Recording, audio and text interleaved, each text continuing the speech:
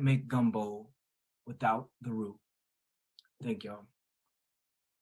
Amazing. Thank you so much, Daniel. That was Today's live stream is being brought to you by the San Francisco Dream Keeper Initiative Storytelling and Narrative Shift Cohort, supporting Black San Francisco as we dream boldly and tell our stories. BlackFacts.com, the world's largest encyclopedia of Black facts, and Clari-T Media, human stories and grassroots solutions, because out of chaos comes clarity. Clari-T Media. Like the caterpillar and the butterfly analogy, when you go through a transformation, there is a phase. There's a phase where the caterpillar, the cells of the caterpillar and the cells of the butterfly go to war. And in order for the transformation, the new form to take shape, that war, and there must be a conquest. And so I wrote this piece for anyone who's ever gone under or gone through a transformation and they were at war with themselves and for whatever reason felt disconnected from their norm. So I'm gonna go ahead and scoop myself back. I titled this Swedish Treasure, and it's still untitled, but that's where it is right now. And this is for anyone who has ever been disconnected from themselves in any shape or form as they undergo or as they've undergone the transformation phase. Oh.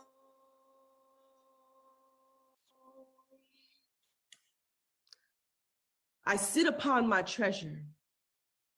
I sit upon my gold. I sit upon my fortune, and for so long, I did not know, like the moon's favorite forest.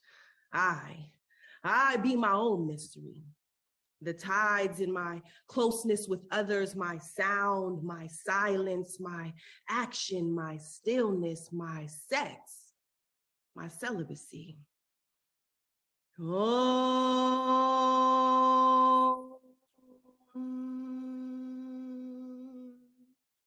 The sweetness of mine is like the pineapple.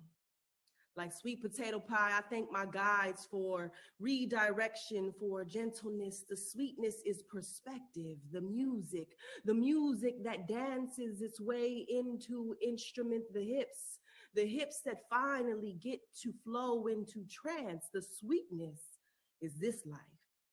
The infinite fabric of time, woven in and out of our stories, often passed down, hidden as the sound is muted, leaving generations with barren passions, inciting an uprising, a movement, a deepness, a need to excavate the tombs of muted voices and forgotten stories. Oh. Dancing expresses my freedom. And for so long, I could not move until I began to call for my spirit to come back to me. I began to beat on the drum, to bang on the walls, to declare war with the ground beneath my feet, evict emotions, squatting in the basement of my heart, force feed my body with soul's bread, quench my mind with the water of language, pour libations for the version of me who passed away, burn candles for my psychological transition into new form, chant beaded prayers for the carcass of childish ways. Oh.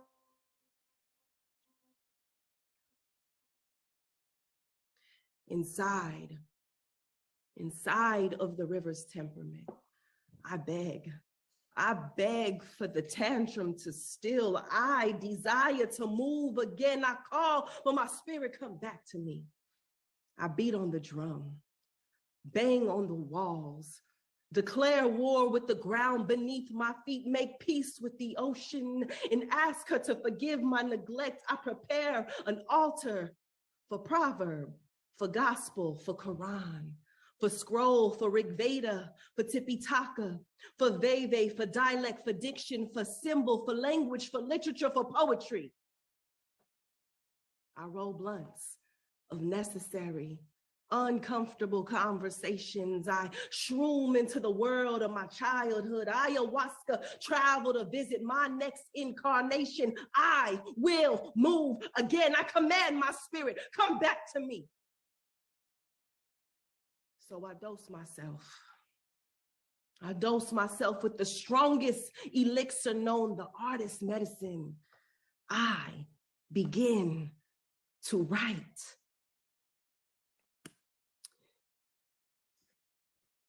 I'm going to go ahead and transition to this next piece. I just wrote it not long ago, but it physically, tangibly have the piece, but I've been writing it for years, since a child. Thank you guys. Thank you so much. I see you. This next piece I've been writing since I was a child, but the words finally came through the ink onto my paper. So I'm gonna read. It's hard for me to read. I could actually read both. Let me just go ahead and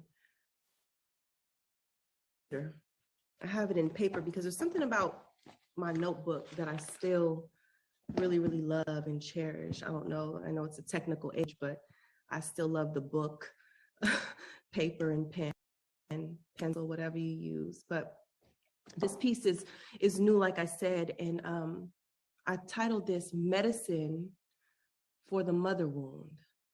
Medicine for the Mother Wound.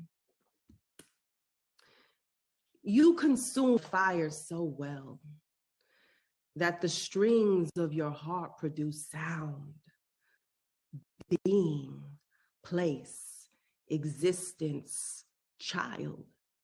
Your body is alabaster for eons of creative prose. Out from your womb are trees which outlives several incarnations. Your hands move the river into lands. Matter bends to your will.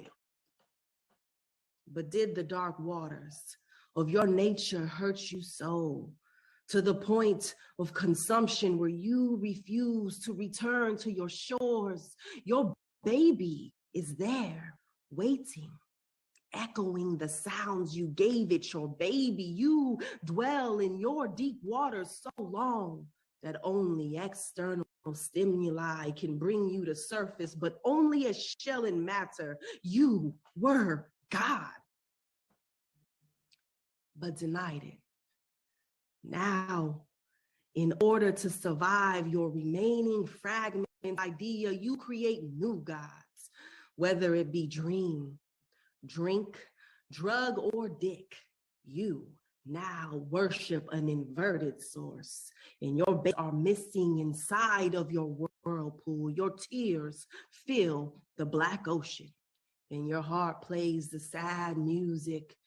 You hope that your babies find you by the sound, but the resin worlds are divided. The unlikeness sets in motion an ice war. The only conquest is by more dark water. Your baby not having home with you means no home within them, therefore no home with another. A hazardous love story. And the babies are still lost inside of your dark, raging waters. The children do not surrender to the violent sea, however. And they fight the battle that you hurl them into. They fight for themselves, for their babies, for you. In your tortured will, they find you cold inside of your own black hole. You didn't even realize how you got there. You blame them and refuse to come through. The baby pours the libation and cracks the code, alters the algorithm, changes the trajectory, shifts the paradigm, identifies the need, and finally is the one to create it from within. The baby's baby rejects the offerings from the same demon that gave you drink and rips the friendly mask off its twisted face, calling it out by its many names, commanding its death.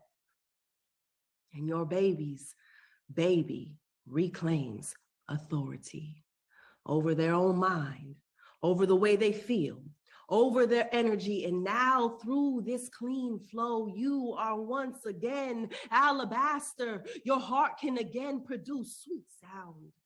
Your words synthesize ever trees. You become the first love. Out from the womb, you re-emerge as mother.